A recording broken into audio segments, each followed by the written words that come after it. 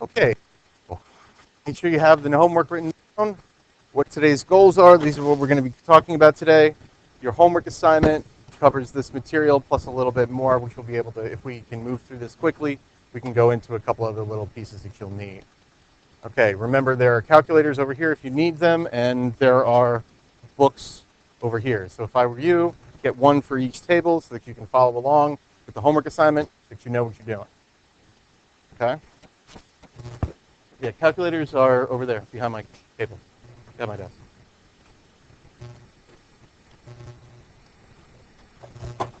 They're here.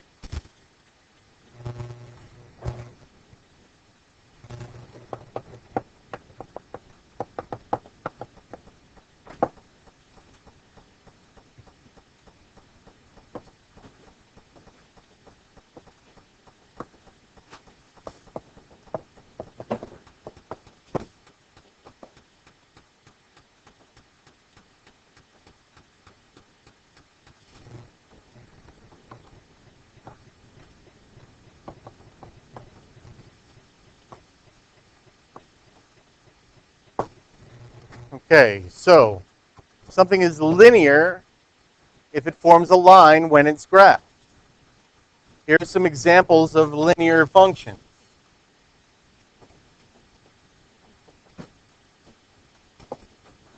And some counterexamples.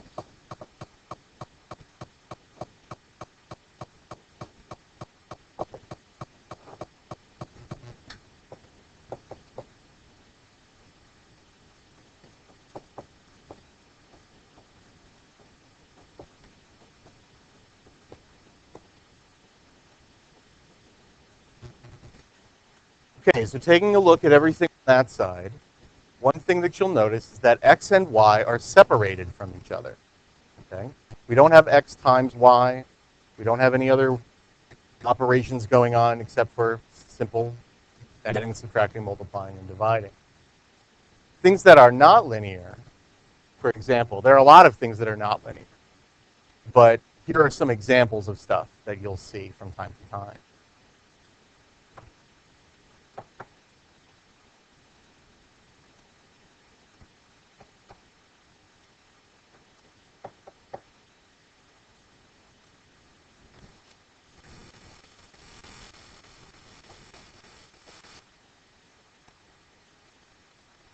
Okay. What do we look at? Okay. So a couple of things that are happening on the right-hand side, things that are not linear, are when you have x and y multiplied together like that, okay? And the one underneath it, the x and the y are separated like they are on the ones on the left, except that the y squared is there. Now remember what your exponents were, okay, going back a couple years ago. Remember x times x was x squared? Well, this is y times y is y squared. And I said that when you have things multiplied together, variables multiplied together like that, they usually don't make a linear function. And this is an example of one that does not. So when you're seeing exponents like that, that's a pretty good indicator that something is not going to be a line, not going to graph as a straight line. And the last one, y equals the square root of x plus 1, that's also not a straight line. That'll graph out as a curve. And when you get into algebra 2, you're going to be doing a lot of that. Okay? But things that are kind of, I would say, normal looking, things that you've seen before, they're going to fall into the linear category on the left. And weird things are going to be on the right hand side, okay, oftentimes. All right. So let me ask you this. Do you think that that is going to be linear or nonlinear? Linear or nonlinear? Nonlinear. Very good. Actually, this is the equation of a circle, okay, if you were to graph it. And obviously a circle is nonlinear. Okay. What about if I said,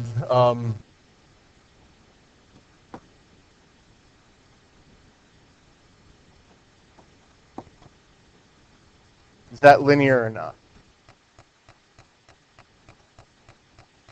Hmm?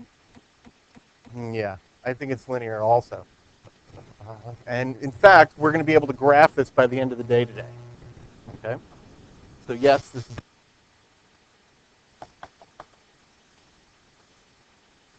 this. Okay. Also, if you guys are using Desmos, okay, if you guys have gotten that, if you typed in either one of these, it would graph it right away, and you'll be able to see if it's linear or not. Okay, so Desmos is pretty good about being able to graph things like this. Okay. And for those of you who haven't already downloaded it or bookmarked it, that's the one that the Virginia standards are now using. So it's one that if you don't download the app, you can bookmark it on your computer at home. Okay? Do it that way. And worst case scenario, you can go to the library and use it there. Okay. All right. Standard form.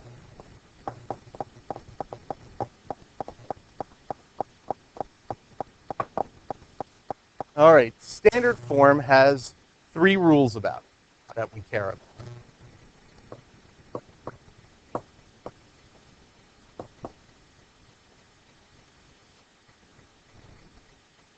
That is in standard form. This is an example of standard form. Here are the 3 rules.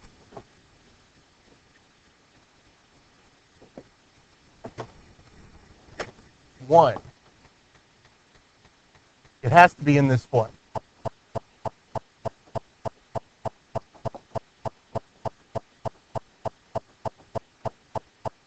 And what I mean by that is I'm saying the x goes first, then the y, then your equal sign, and then a constant. Okay.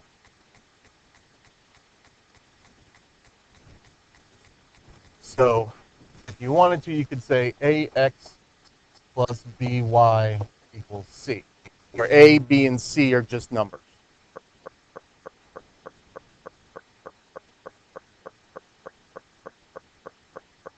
Now, about those numbers, the second rule says they must all be integers. Okay, they all have to be whole numbers or negative whole numbers. Okay, so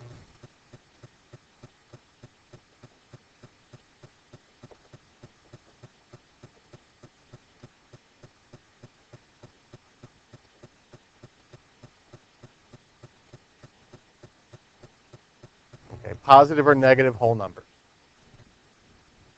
So no decimals, no fractions.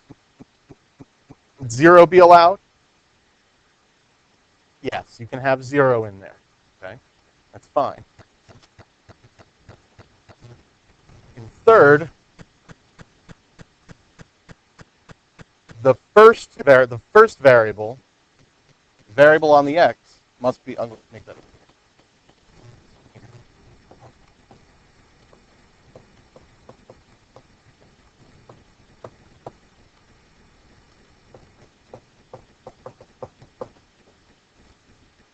The third rule says that that leading coefficient, that first coefficient, has to be a whole positive number.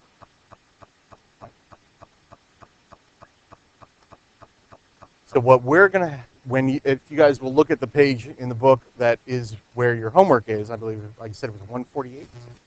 What was it? 157. Take a look at page 157 if you're not already there. This is a good idea in here just to keep track of what you're expected to do. Making sure that you know if you have any questions right off the bat, you can ask it now. Okay. So if you look at that, the first couple of questions say, is it linear? Is it linear? And if it isn't linear, if it is linear, then make it into standard form. So, for example, is this in standard form? Let's do, is that in standard form? Why is it not in standard form? Yeah, the x isn't in the right place. Okay, is the y in the right place? Remember, it was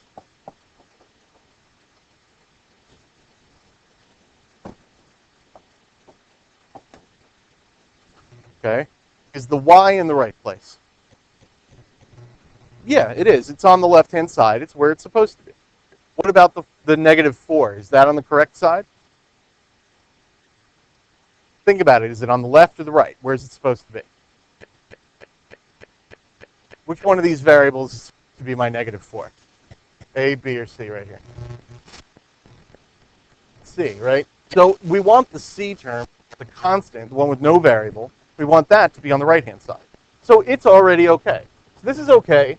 This is okay. The X is not okay. That's the one that needs to move in order for it to be in the right form. That make sense? See how that works? Okay, good. So how do I get that X from one side of the equal sign to the other? Heard it. Somebody said it. Yes, subtract it from both sides.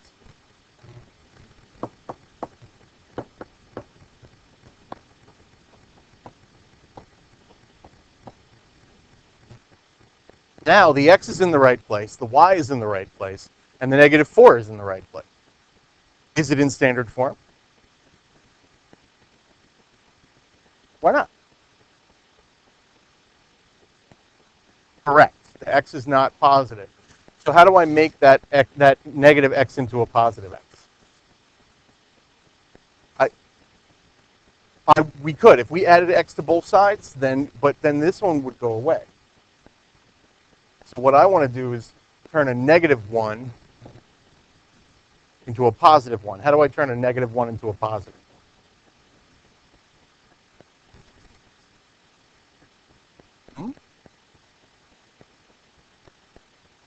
You're close. Say it again. I could. I could divide everybody by negative 1. Or I could multiply by everybody by negative 1.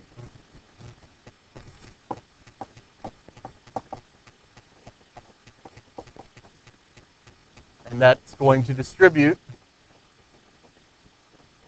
And what's negative 4 times negative 1? 4.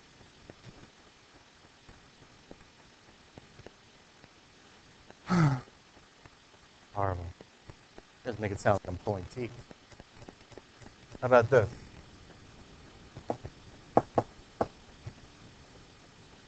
Oh,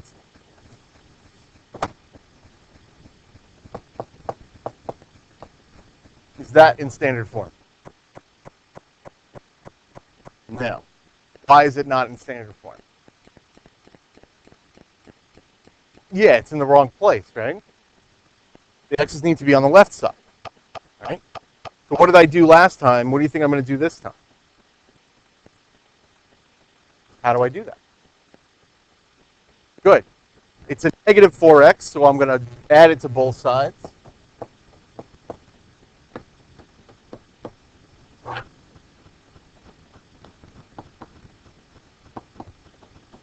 Am I in standard form now?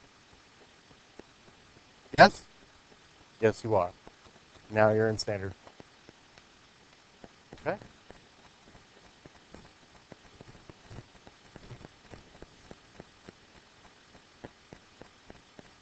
We okay?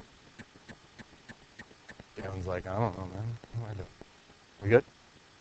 Sure. You guys got this copy down? You only have to do like 1 or 2 of these for your homework. Take a look at your questions. Make sure you know which ones you're doing. Okay.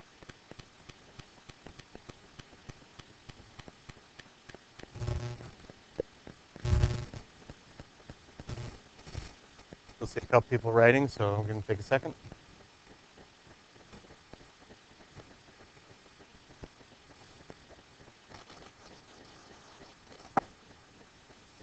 Okay. So finding your x and y intercepts. First, taking like a normal graphing of a line. Now, you guys have graphed lines before. You know what they look like. Okay.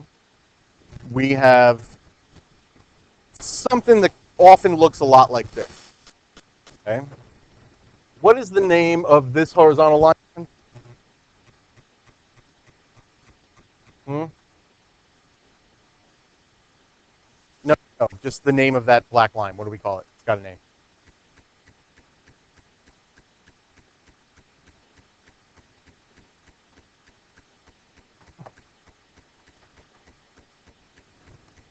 What's this one called?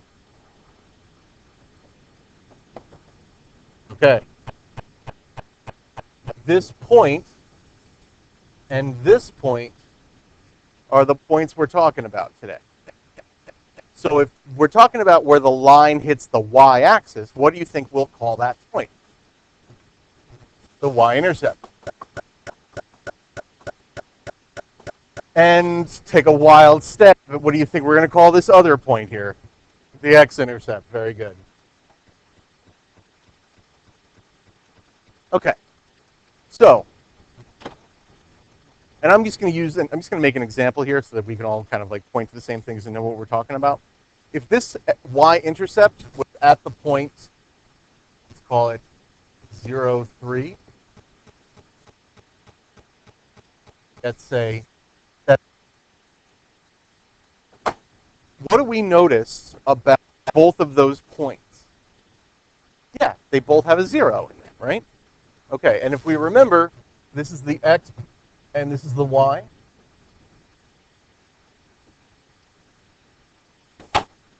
What do you see about the y-intercept and the 0 and the x-intercept and its 0?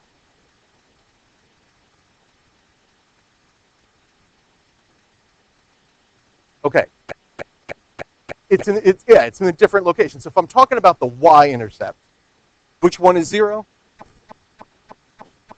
The x is 0. And if I'm talking about the x-intercept, which one is 0? The y is 0. Okay, so it's the opposite one that we're talking about. Okay, and this is the take-home message. Okay, so write this part down. This is how you're going to do this whole piece. Okay.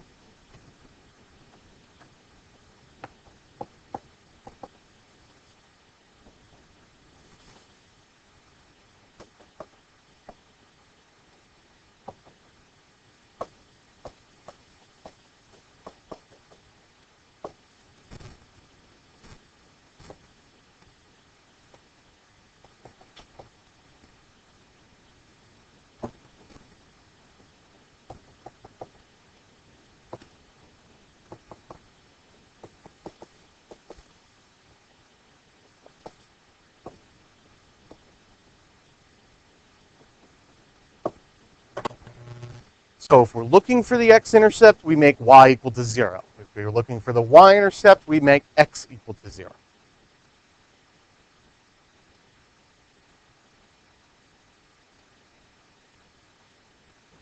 Take a second, write that down. All right, so let's do some examples.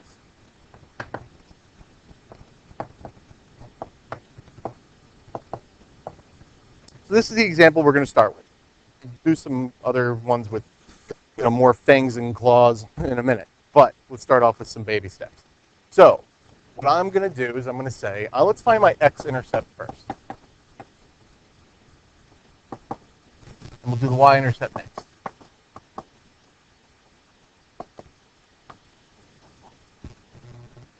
So these are treated separately because you got to find two different answers. And once we found our answers, we'll talk about later about what to do with them.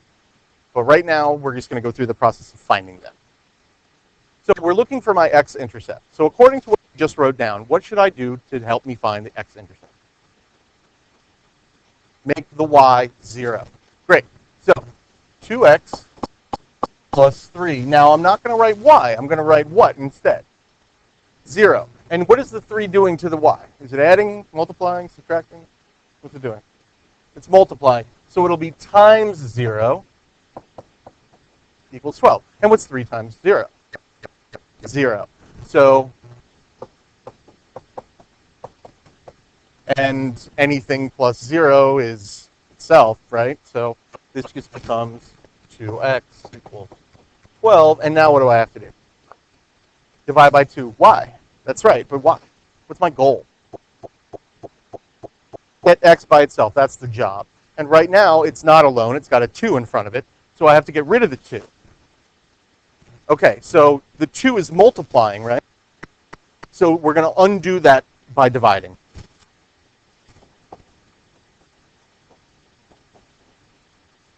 That's how you find the x-intercept.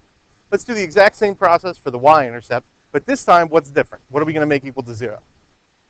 Make the x equal to 0. So 2 times 0. Finish the rest. Raise your hand when you get an answer.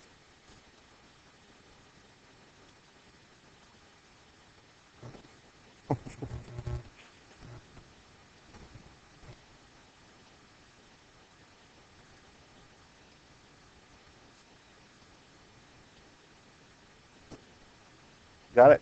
Okay. A couple more hands are coming up. That's good. I hope we're all coming up with the same answer. That's excellent. So 2 times 0, 0. 0 plus 3y is 5. Maybe speed that part up a little bit. Now, what do I have to do here? Divide by 3. Why don't I subtract by 3? I mean, I got a 3 there. Why not just make... Right, because what is the 3 doing? The 3 is multiplying. So to undo that, you have to divide. Okay?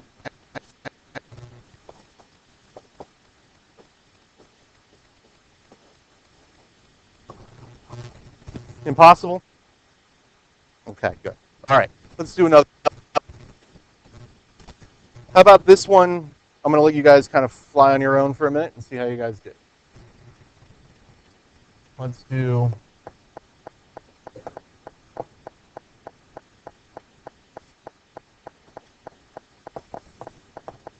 You roll this one on your own.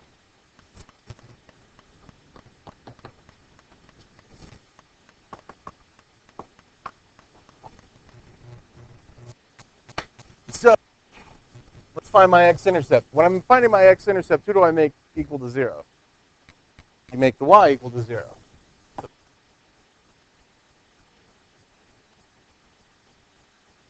5 x.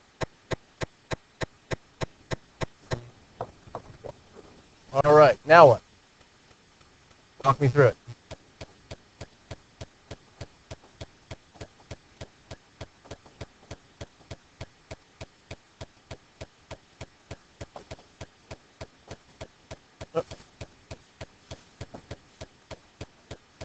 What's this? Well, yeah, what does this become? 2y?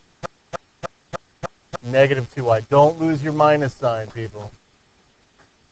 Okay, and now when I divide both sides by negative 2, or should I add to 2? I should divide, right? Because remember, it's division. It's not multiplication. Sorry, it's division, not addition.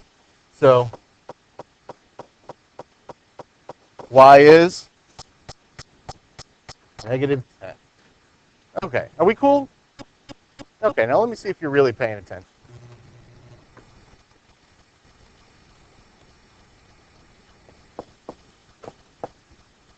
Oh, you guys all of a sudden got upset. I know, it's impossible, right? Okay, for those of you people who are fraction phobic, let's walk through this. It's really not that bad. Well, this is high school. We can handle fractions.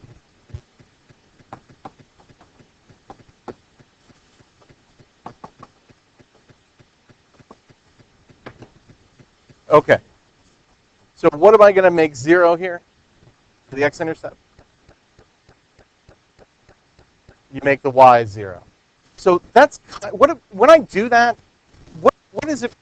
What does my equation look like once I make the y equal to 0? What happens to it?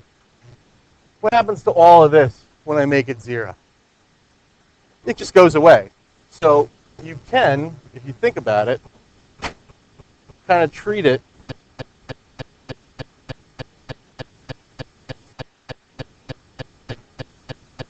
and just have it disappear.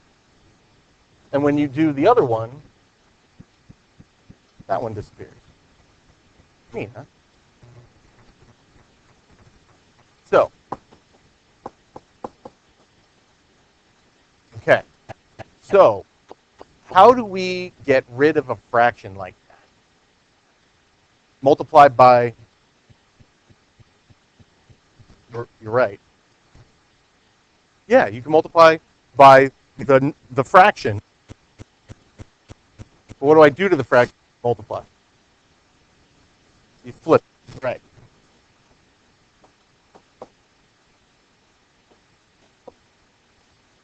And what do I do to this 8 to make it a fraction?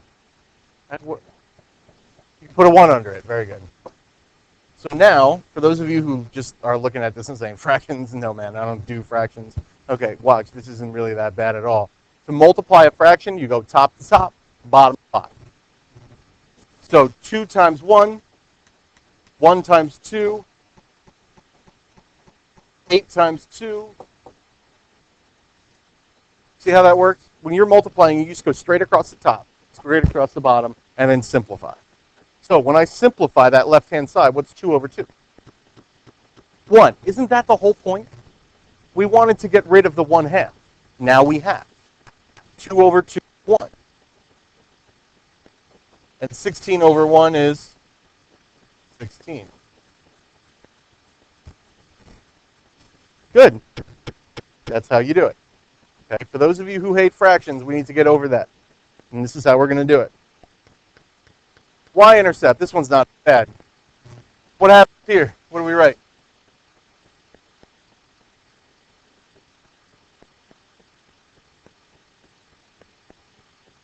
Right, because remember, we can just go ahead and cover it up, right? We get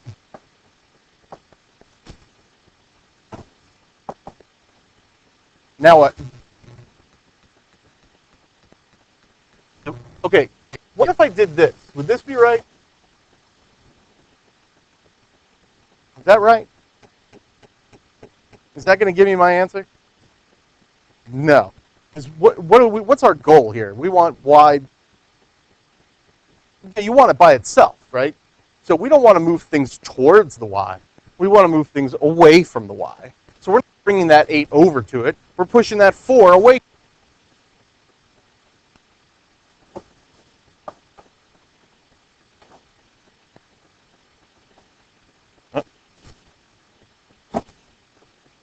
Why did I cancel them out? Why?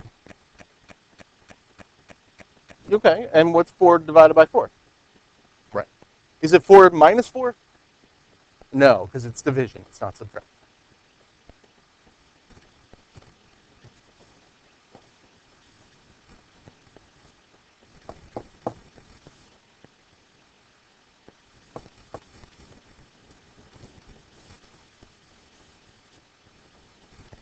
Change this around.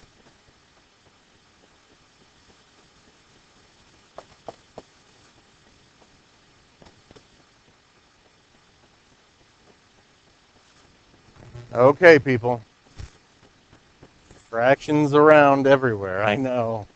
Like it's like the stress level just went way up right there. Okay, let's do these one at a time. This isn't so once you've got the hang of it.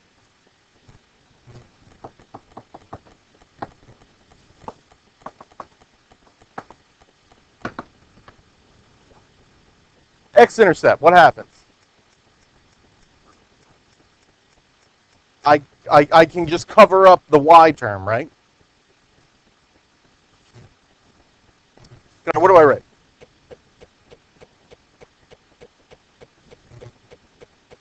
Yeah? 3. 3 over 2, thank you. Okay, let's get the vocabulary in here. 3 over 2.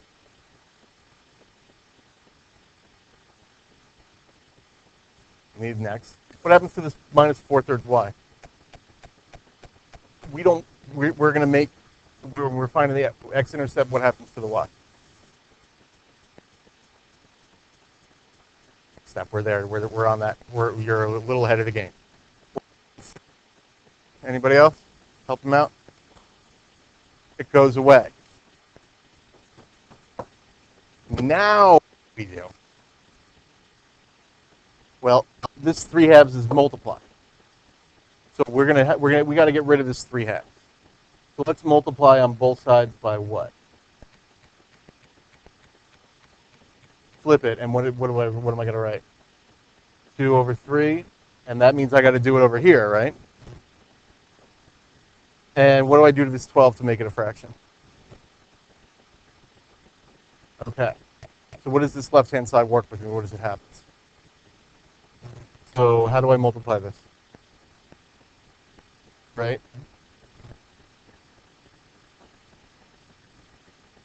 And that just becomes 1, right? Okay, let's do that on the next line. And what happens over here on the right? So 24.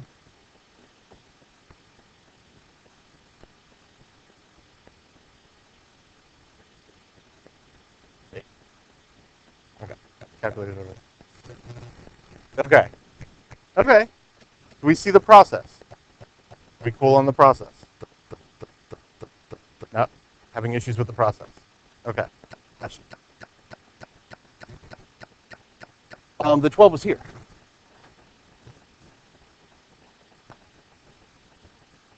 Okay, let's do the right hand side, the y-intercept. So if we're doing the y-intercepts, what goes away? The x term goes away. Good. So what do I write? Good catch. What's wrong with this right now? What have I forgot? Negative. Got to keep the negative. If you need a place to put it, you put it up top. It's where? Yeah, it's a negative. It's a negative 4. Mm-hmm. Okay. Cool. Thank you. Okay. So what do I do here? Flip it. What am I gonna multiply then? What am I gonna do then?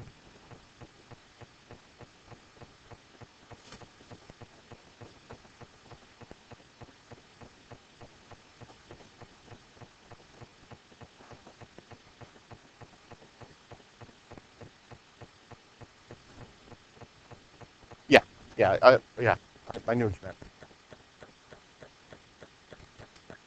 I'm just putting parentheses around it so that I don't lose it. And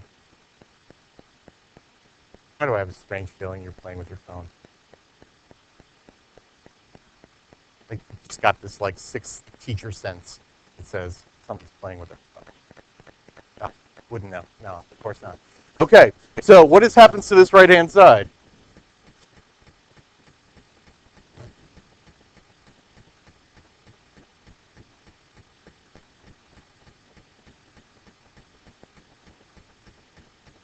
What about the left-hand side?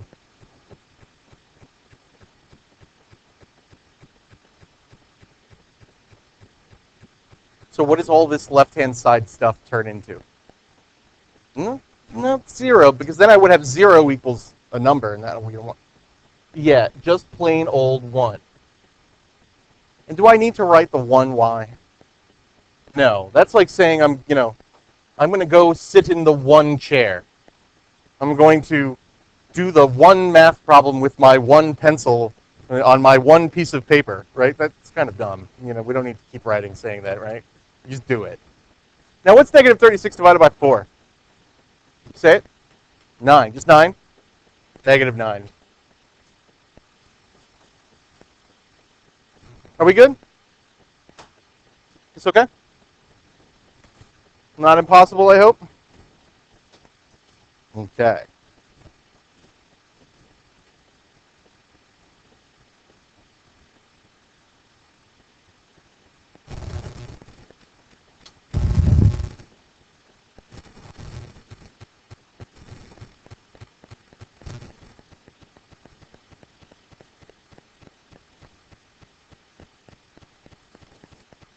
Okay, let's see if you guys can handle some of this.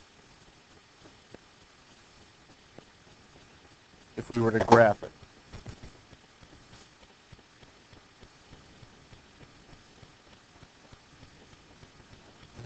Okay. Let's pass out some graph paper.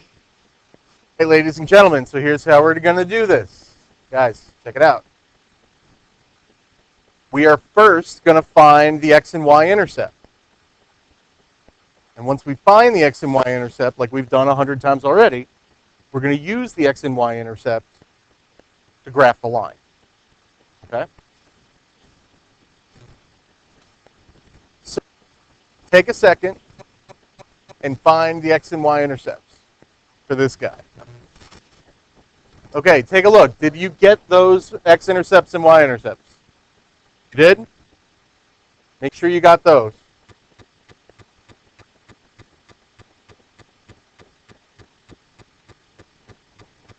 Okay, let's do that. So, x is equal to 2. So we're going to put a point on the x-axis at 2. And for y, the y-intercept, we put a point on the y-axis at 4. Because those are the x and the y-intercepts we found. Now, using the ruler, please make a nice clean line. That's what we have rulers for.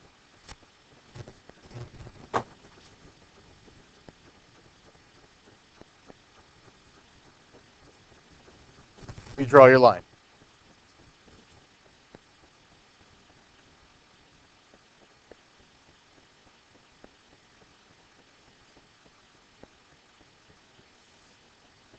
Good? Got it?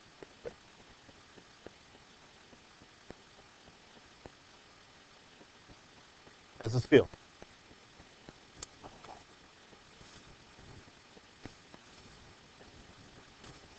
Okay, so now we have a different example. Take a look at this one. Stop playing with your phone and let's solve for x and y. Find the x-intercept and the y-intercept.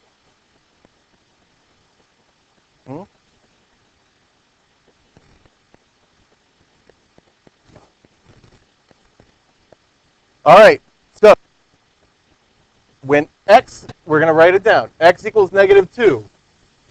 So we're going to put our dot at x equals negative 2. This is where you were having issues, Desi. Thank you. This is where you were. Okay, so this is where you were having issues. So when x equals negative 2, we're going to put a dot on the x-axis. Yeah, you put dots. Hey, gentlemen, ladies, calm down over there.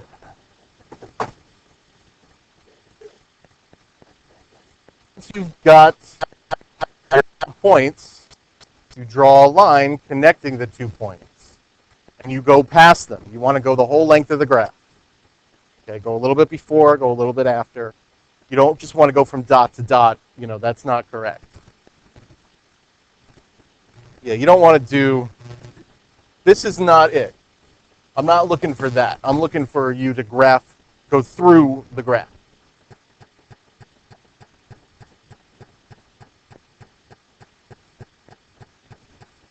Are we good? Okay. Take a second, make sure yours looks like mine. All right, ladies and gentlemen, I tried to make this one difficult for you. I threw an extra wrench in here. I threw a fraction in there. First of all, is this in standard form? Why? Correct, it is not in standard form. Why is it not in standard form? Because it's got a fraction. Remember, standard form can't have fractions or decimals. Yes, you can. You treat it just like the others. But if you were being asked, is this standard form, the answer would be no. But you can still graph it. All right, so take a whack at this and see if you can do it on your own. Okay, so how do we finish this one? We're finding our x-intercept, set y equal to 0, and now here we are. What do we? So what do I do? How do I do it?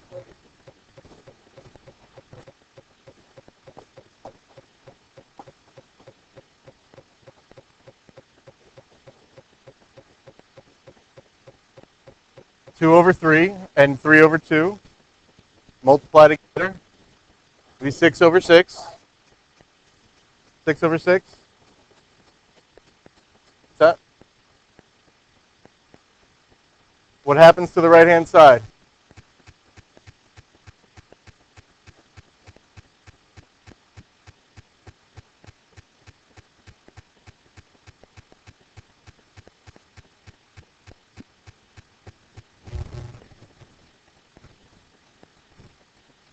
Okay, so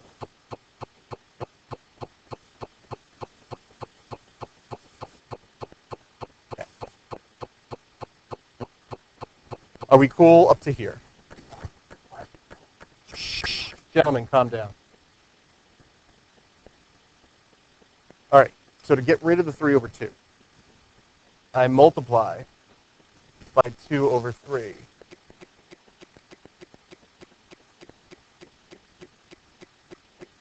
And now 6 over 6.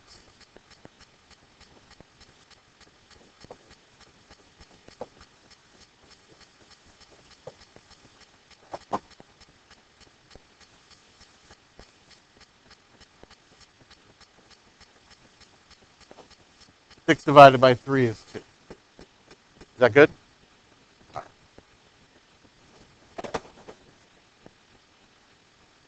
And x equals 2. Okay? You good? So now let's find the y-intercept. This is my x-intercept. Here's my y-intercept. When I make my y-intercept, what's 0?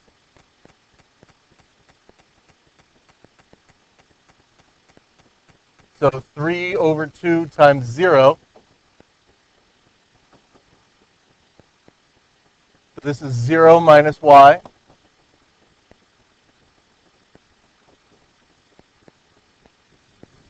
Are we cool through all those steps? Are we good with those?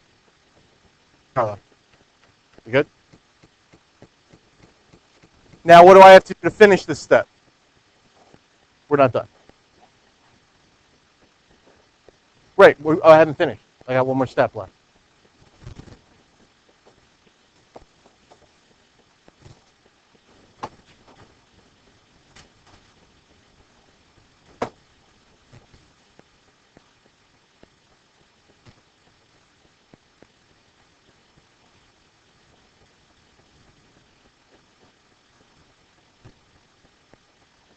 Is that okay? All right, excellent. All right, so here's what we have. Ladies and gentlemen, let's recap for a minute. We've learned the definitions for linear function. Definition of standard form. We've learned how to spit out our gum in class. Okay, good. We've learned how to move standard form. We've played around with finding x and y intercepts. How to graph using x and y intercepts. And you've looked at your homework. Okay, so are we straight? Do we know what we're doing for this next homework assignment? All right, very good. This episode of the Ronco Show has been brought to you by x and y intercepts and the number 4.